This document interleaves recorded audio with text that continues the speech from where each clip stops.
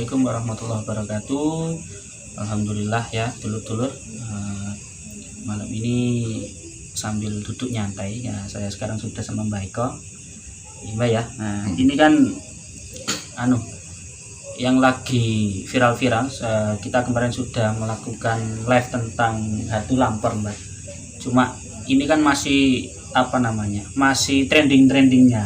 Itu sendiri ya banyak juga sekarang sudah merambah sampai daerah Pasuruan, sampai ke luar negeri, bahkan Malaysia juga Mbak. Itu sebenarnya fenomena ini itu apa Mbak sebenarnya Mbak?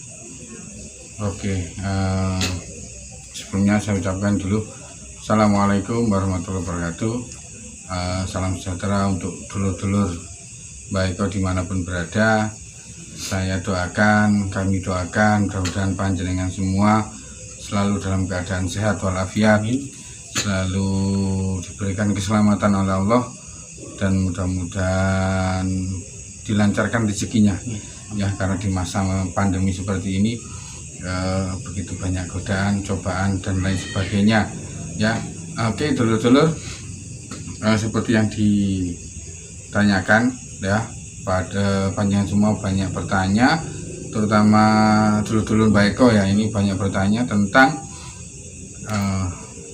seputar lampor dan toun ya. Iya, toun.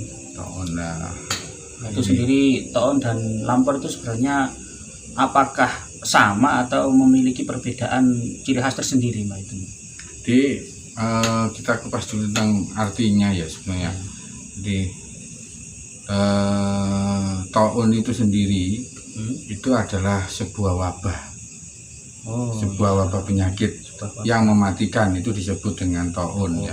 Di zaman Rasulullah dulu, toun ini pernah melanda, pernah terjadi di sebuah wilayah pada zamannya Rasulullah ya. Dulu ketika Umar bin Khattab mau masuk ke sebuah wilayah, dan ternyata wilayah itu sedang dilanda sebuah wabah penyakit yang mematikan. Nah, Rasulullah menyebutnya dengan nama toun. Nah, di toun itu ada sebuah wabah. Toun adalah sebuah wabah penyakit ya, yang mematikan, yang berjangkit di sebuah wilayah. Nah, itu namanya toun ya. Jadi ini dari dipahami. Cuma di daerah Jawa menganggap bahwa toun itu adalah jin yang membawa keburukan ya, membawa penyakit ya, membawa keburukan yang menyebabkan mematikan. Nah, ini ada perbedaan ya. Jadi sebetulnya toun itu adalah wabah penyakit yang mematikan, yang istilahnya melanda di sebuah wilayah. Kalau mungkin kalau kita di wilayah Jawa misalnya ya. Jadi istilahnya itu yang melanda wabah penyakit itu. Jadi bukan jin yang membawa penyakit ya. Kalau lampor itu adalah jin istilahnya yang memang dia berniat membuat gaduh. Namanya lampor sendiri artinya gaduh. Oh, berarti lampor sendiri itu yang membuat, memang nama itu asli dari sebutannya jin itu atau memang dari sebutan warga. Jadi masyarakat dulu itu kejadian dulu kan ada, zaman dulu itu tahun 1960 sudah ada kejadian itu ya. Mereka menyebutnya lampor, setan lampor. Karena apa? Kedatangannya selalu membawa kegaduhan.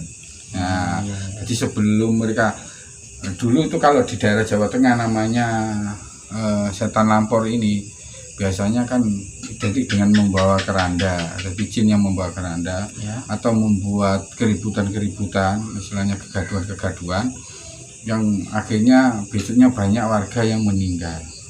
Nah, itu makanya disebut dengan lampor. Lampor ini adalah pelakunya, yaitu jin ya. Jin lampor ya. Jadi dari sini mungkin dulur sedikit paham ya. Jadi yang namanya toun dan lampor adalah berbeda. Kalau toun adalah wabah penyakit yang mematikan suatu wilayah ya. Kalau lampor adalah pelakunya, jinnya yang isinya membuat kegaduhan sehingga menimbulkan istilahnya Kalau orang lain, kalau yang sekarang yang beredar itu ya, jadi ketok-ketok pintu akhirnya menimbulkan kematian pada sang punya rumah gitu ya. Oke, jadi begitu ya dulur-dulur dan teman-teman mengenai perbedaan toon dan lampor sendiri. Jadi toon itu wabahnya ya Pak ya. Iya. Toon itu wabahnya dan lampor itu si pelaku. Jadi dia itu jin Pak ya, jin. Jin. Jadi memang dia jin kafir. Nah, cuma ini nanti akan kita kupas lagi lebih dalam ya. Seperti kemarin kan kita pernah mengadakan mediumisasi. Ya. Memang sudah kita kuak, tapi belum begitu mendalam. Nanti ini akan saya jelaskan lewat sekarang ini penjelasannya ya. Jadi yang penting untuk dulur semua tetap waspada, ya. Tetap waspada, jaga kesehatan, jaga imun, jaga iman, ya. Jadi dua-duanya itu harus saling mengisi ya. Jadi biar panjenengan semua tidak gampang kena penyakit ya. Mengenai tadi adanya toon dan lampor itu juga, apakah juga ada hubungannya dengan yang mungkin orang-orang sekarang menganggapnya itu dengan istilah pagebluk gitu loh Pak. Itu apa ada hubungannya juga? Oke. Di pagebluk dengan taun itu adalah istilah yang hampir sama. Kalau taun itu istilah secara Islami atau yang dulu nanti di Arab sana ya, Jazirah Arab. Terus kalau pagebluk itu istilah yang memang istilah Jawa yang sering digunakan. Jadi pagebluk adalah sebuah wabah penyakit yang lagi melanda di sebuah wilayah ya, yang mematikan. Nah, pagebluk ini setiap ada pagebluk biasanya lampor ini mengikuti. Jadi si lampor ini memang mengambil kesempatan dalam sebuah kondisi tertentu. Ya betul. Jadi memang di satu wilayah itu ada pagebluknya. Jadi banyak orang meninggal sekarang ini kan. Terus terang fenomena sekarang ini kan memang gak mengerikan ya. Iya. Di daerah, terutama di daerah Jawa ya. Terutama Jawa Timur ini banyak. Ya, banyak sekali orang meninggal, entah itu karena penyakit COVID-19 atau karena kena penyakit yang lain ya. Tapi hari-hari kita dengar itu berita kematian. Sehingga itu membuat kita itu agak resah ya. Dan begitu banyak juga lah dengan adanya keresahan ini, maka lampor ini mengambil kesempatan lah. Dia menambahi lebih lagi kan ya. Mengerikan berarti Mbak ya. Iya, memang dia tugasnya membuat gaduh itu tadi. Membuat kisruh ya.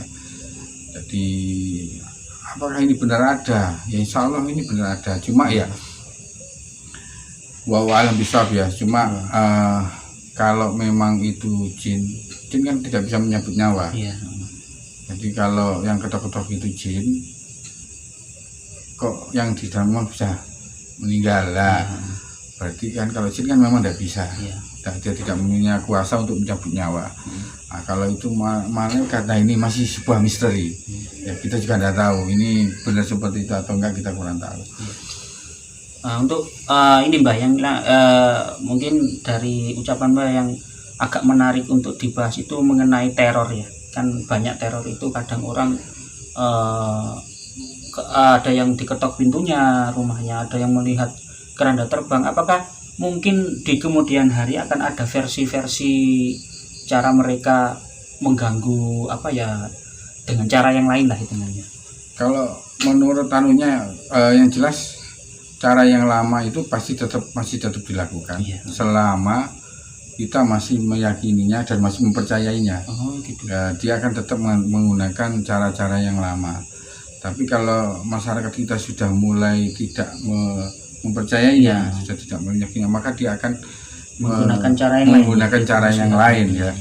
Jadi menggunakan cara-cara lain untuk menakut-nakuti keimanan manusia ya, keimanan seseorang, sehingga dia lebih istilahnya tambah takut ya. Dan itu memang mungkin sifat alami dari bangsa jin Pak ya. Iya.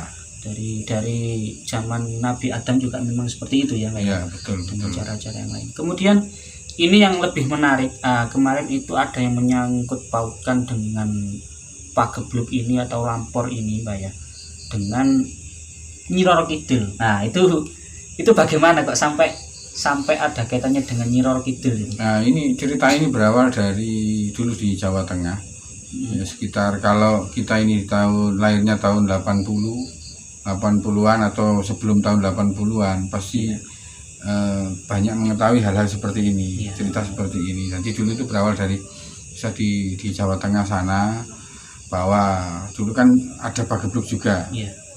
Banyak orang mati, terus ada fenomena seperti itu, ada hantu lampor atau setan lampor yang selalu menghantui ya. Dan itu seperti pasukan dulu itu berdandan seperti pasukan kerajaan. Jadi yang membawa apa itu keranda itu adalah pasukan seperti pasukan kerajaan. Nah, ini dipercaya bahwa pasukan itu adalah pasukannya Nyi Roro Kidul. Lah, itu awal ceritanya seperti itu. Jadi pada intinya itu memang sebenarnya tidak ada kaitannya, Mbak ya. Tidak ada kaitannya. Cuma ya bahwa alam bisa kita juga kurang tahu ya posisinya di sana, kita juga belum menyelidiki ya. Jadi itu kalau menurut pandangan spiritual saya bahwa lampor ini memang ada. Berwujud jin, tapi memang tidak se ekstrim yang dibicarakan orang. Ya lumrahnya yang memang jin mengganggu itu memang lumrahnya. Cuma sekarang karena viral heboh, jadi maka dia ada di mana-mana sekarang. Jadi dia bisa menggunakan segala macam cara untuk meneror manusia. Jadi bahkan informasi yang terakhir ini sampai Malaysia juga. Dan itu kan memang sudah sangat, kalau kita rasa mengerikan ya. Jadi kan bukan tidak dalam negeri lagi, sudah dalam mancanegara ya, sampai luar negeri ya. Dan memang apakah teror-teror ini berhentinya itu dalam jangka pendek atau memang akan berkelanjutan, Pak? Selama wabah ini masih ada, insya Allah teror-teror seperti ini akan berlanjut ya. Baik teror dari bangsa gaib ya, juga ada teror dari manusia. Jadi ada yang memang istilahnya gimana ya, menambah-nambah. Jadi dia akan membuat adegan-adegan yang memang mirip dengan lampor. Jadi memang lampornya asli memang ada. Memang perbuatan dari manusia juga ada. Gitu tadi. Jadi memang sebetulnya juga ada beberapa dari oknum yang membuat kesempatan. Apakah mungkin, Mbak ya, ini hanya anggapan saja, apakah dari oknum-oknum tertentu menggunakan metode atau mengambil kesempatan seperti ini untuk kepentingan seperti pesugihan atau apa itu, Mbak? Jadi ada kepentingan ya, banyak faktornya. Jadi ada kepentingan lain, bisa kepentingan secara pribadi itu tadi digunakan untuk pesugihan, atau kepentingan memang kepingin membuat gaduh suasana. Jadi ada memang, jadi membuat suasana lebih kisruh lagi. Jadi seperti dulu ada apa ninja dulu itu sama seperti ini. Jadi yang harus kita lakukan ya kita tidak usah takut juga ya, pasrah kepada Allah bahwa memang tidak ada kekuatan yang paling besar kecuali hanya kekuatan Allah Subhanahu wa taala. Tidak ada yang paling hebat di dunia ini, yang paling hebat hanya Allah Subhanahu wa taala. Jadi kita pasrahkan semuanya hanya kepada Allah ya. Jadi dulu semua jangan takut, semua pasrahkan hanya kepada Allah. Kita ikhtiar ya, kita berdoa, beribadah semampu kita, sekuat kita kerahkan, mohon kepada Allah supaya diberikan keselamatan ya, diberikan kesehatan. Karena tanpa dari bantuan dari Allah Subhanahu wa taala kita ini tidak bisa apa-apa. Seperti itu ini saya kira. Terus ini kan memang ada beberapa cara untuk yang kita sudah mengenal di cara Jawa, Mbak ya. Ini dengan mungkin ada beberapa orang Jawa itu yang masih percaya ketika ada istilahnya fenomena seperti ini. Kan ada beberapa orang yang masih percaya dengan adat kuno seperti menaruh bawang di pintu atau seperti apa. Apakah itu juga bisa membantu, Mbak, untuk menghindarilah hitungannya dari wabah-wabah seperti ini? Jadi itu ikhtiar secara secara adat ya. Iya, secara adat. Adat Jawa atau yang mungkin yang tinggal di Jawa kan ada seperti itu. Iya. Jadi intinya begini, ya wawalan bisa ya kita juga yang jelas kalau kita memang membuat seperti itu bisa. Contohnya kalau untuk membuat pagar rumah, itu bisa menggunakan bawang merah, bawang putih bisa, dengan garam krosok ditaruh di air. Tapi harus tidak hanya bendanya saja. Bendanya ini tidak bisa memberikan kekuatan ya. Benda ini tidak bisa memberikan kekuatan, bisa memberikan kekuatan Allah. Nah, kita minta kepada Allah. Doa. Nah, seperti yang sering saya bilang, baca Qul Huwallahu Ahad, ya, surat Ikhlas, Al-Falaq, An-Nas, Al-Fatihah, ayat kursi ditiupkan kepada bawang merah, media tadi kita tiupkan. Nah, itu baca 7 kali, atau bawangnya itu juga diiris 7, ditiupkan, nanti dipisah, ditaruh di 4 penjuru. Berarti setiap pojok-pojokan. Nah, setiap pojok-pojokan. Nah, itu dilaksanakan setiap hari menjelang apakah mau maghrib ataukah memang bisa pagi, bisa siang? Bisa siang, bisa malam, bisa. Jadi itu diritualkan, dibacakan itu dengan yakin ya. Yang pertama memohon kepada Allah sebelum memulai pelaksanaan pengajian itu ya, minta kepada Allah diniatkan untuk terhindar dari wabah atau dari gangguan makhluk-makhluk gaib ya. Jadi bisa digunakan seperti itu. Ya mudah-mudahan kalau dengan minta Allah atas izin Allah nanti dikabulkan, maka rumah panjenengan sudah ada istilahnya, sudah ada pagar gaibnya. Jadi kalau orang mau istilahnya ada bangsa gaibnya niat mau mengganggu, akhirnya tidak berani karena memang sudah ada pagar gaibnya. Caranya ya yakin kepada Allah ya. Jadi selama keyakinan kita semakin kuat ya, semakin kita akan terhindar dari pagar begini Mbak ya. Jadi itu dulur-dulur ya. Oke, sahabat-sahabat, dulur-dulur Maiko dan teman-temanku sekalian, sudah dijelaskan dengan gamblang ya tadi mengenai tentang perbedaan taun, lampor dan juga pagebluk. Jadi taun sendiri itu adalah wabahnya ya, yang memang ada, dan itu bisa dari rekayasa, juga bisa langsung dari Allah Ta'ala ya. Dan sedangkan untuk lampor dan pagebluknya sendiri itu adalah ulah dari si pelaku, bisa berupa dari bangsa jin Mbak ya, dan juga ada dari golongan tertentu yang mempunyai kepentingan pribadi untuk membuat sebuah kekisruhan dalam suatu negara ya, seperti itu.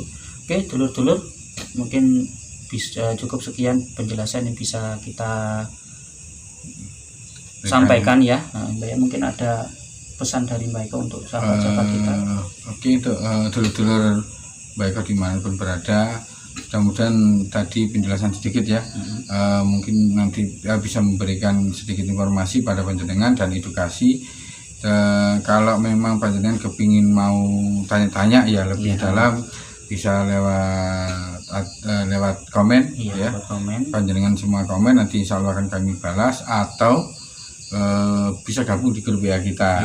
Coba lihat nanti di deskripsi, panjenengan gabung di grup WA, tanya-tanya di grup WA, nanti insya Allah akan kami respon ya, akan kami balas ya.